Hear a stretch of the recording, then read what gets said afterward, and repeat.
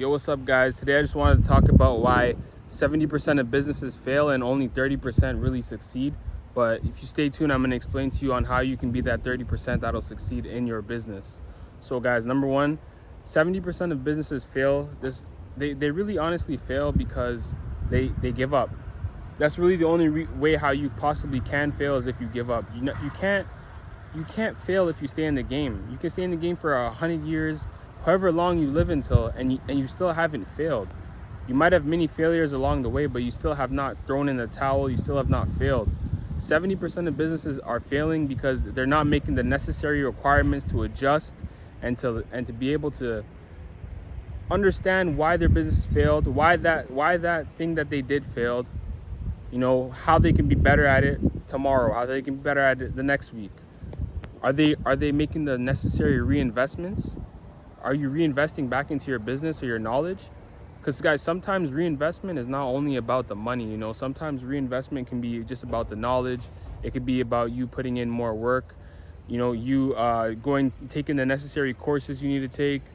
Going to certain networking events and meeting certain people, organizing certain things. That can be your reinvestment. It doesn't have to always be just you throwing in a bunch of money blindly.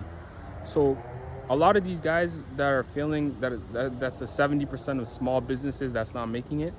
Well, usually when you look into the analytics and you really understand why they're failing, they're not really failing because they have a great idea and nobody's buying it. They're failing because they're not taking the steps to really adjust into the market.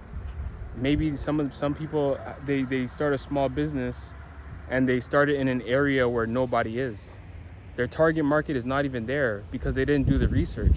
If you're starting a business where you want to sell cupcakes, but you have a lot of people who are eating healthy in that area who have no interest in in wanting to buy cupcakes, of course you're not going to get customers coming into your business and the business will fail. You didn't do your research. You didn't do your proper target market research. Do you even know if there's a need that people want to buy cupcakes? So these are the questions that a lot of people aren't asking. They just want to jump into business and say, everyone has this idea of, I get a small business, I'm gonna make a lot of money. I'm gonna be a millionaire by next year. I gotta start a business for myself. But the 30% of the people who do succeed in business, they understand that they have to do the research. They have to put in the required knowledge and time to learn and adjust in different ways. And that's just what some of the 70% of people don't really understand. That's why they say 70% of small businesses fail after the first year. How many of them succeed? It's very tough. Now that we are, on the internet, where everything's digital based, it's a lot less capital to start up a business, especially an online business. A lot of people sell digital products. So it's a lot easier to stick it through. But sometimes it could be a loss. It could really be a lost leader, It could be a lost leader because people are investing and reinvesting into a digital business that took very little capital to start. But maybe on the back end of that, they built their brand, Maybe they threw in all that money into ads and stuff like that, and they were trying to build a business, but in return, they built themselves. They built a brand. People were like, oh, I like this person. I might not like their business idea, but I like this person. So it became a loss leader, right? You sacrificed one thing for something else. And that can work really well too. A lot of entrepreneurs do that. There's some entrepreneurs, I believe he was an entrepreneur, but he's a movie star. Chris Hemsworth, he released it was a sauna ice bath thing. Can't remember the name of it. Something like it was pretty much a sauna. Not sauna.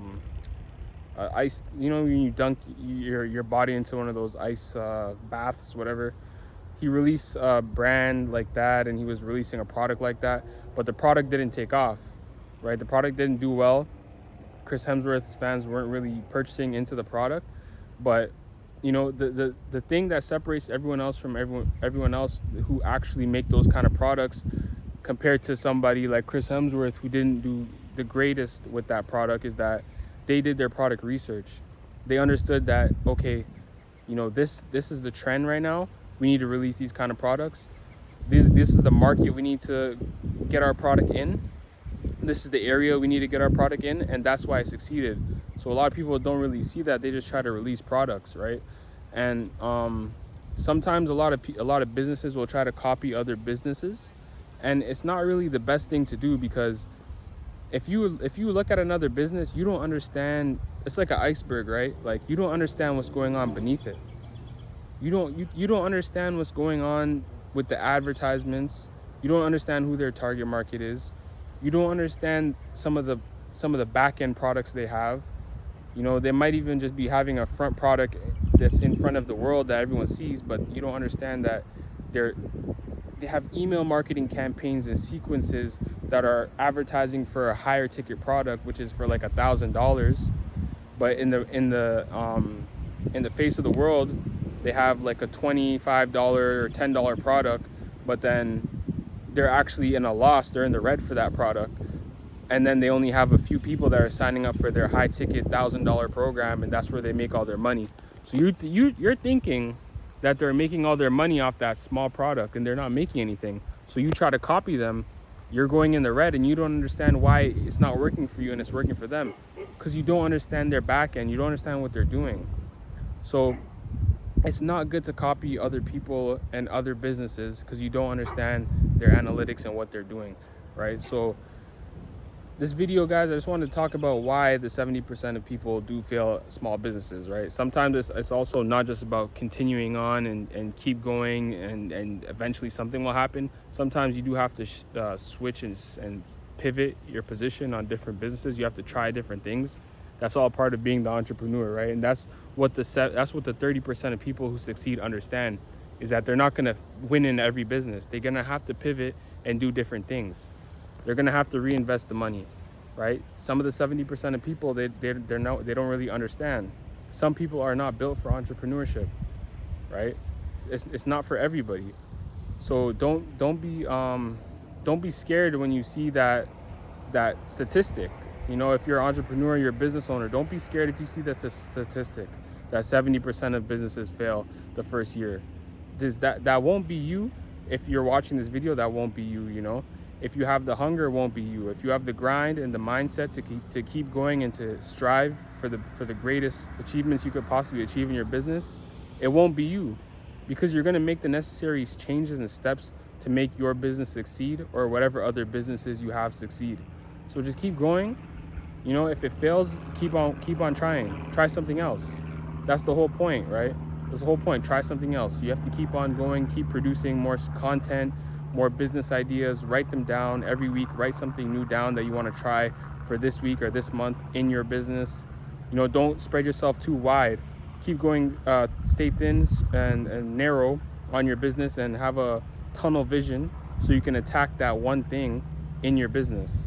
So that's all I want to talk about today, guys. I'll catch y'all later. Subscribe, like, share this video. Peace.